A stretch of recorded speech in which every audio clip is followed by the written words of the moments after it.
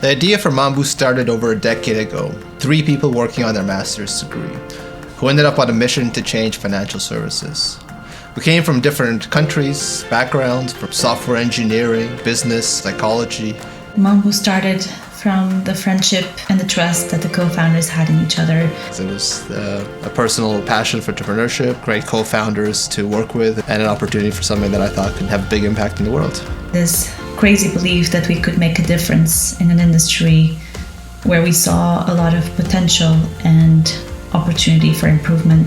The smartphones were brand new, but billions of people had no access to the financial system. That had to change.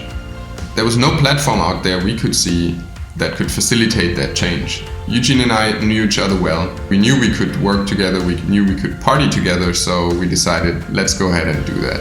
Our idea was to build a platform that would allow others to create those products and services in a much more modern way compared to how banking was traditionally done. We launched Mambu in 2011. Freddie, Sophia, and I, in a little office in Stuttgart, we hired a working student, and then an engineer, and then got an office dog, naturally. Fintech wasn't a word at all at the time. Most people thought we were complete fools selling software as a service to banks. But we knew it's the better model, and we knew the future would be built like this. So we stuck to that model. So the market was quite different at the time. In the early years, banks and traditional financial institutions were not really looking at cloud or willing to embrace cloud. Getting through those first few customers, getting through the conversations with early regulators to help them understand was a big challenge in the early days. At some point, we weren't sure if we would be able to pay the bills or pay salaries. One of the most challenging and hard things we had to go through, we had a team that believed in us. Around 2013, the earlier days of the whole fintech movement started to take shape. You could start to see what was coming on the horizon. That was really a key moment in the history of Mambu.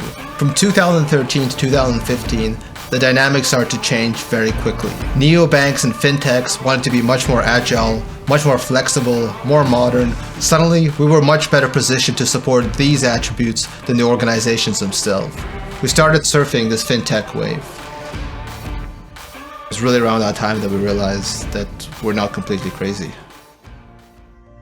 We always believed in having one platform that was true for all of our customers. We always took a product-led thinking. We never customized our platform. That was instrumental to allowing us to scale ourselves to be in nearly 60 countries as we are right now. One of the key points that made Mambu successful in the last 10 years is staying very close to our DNA, which is making banking great for everyone in the world.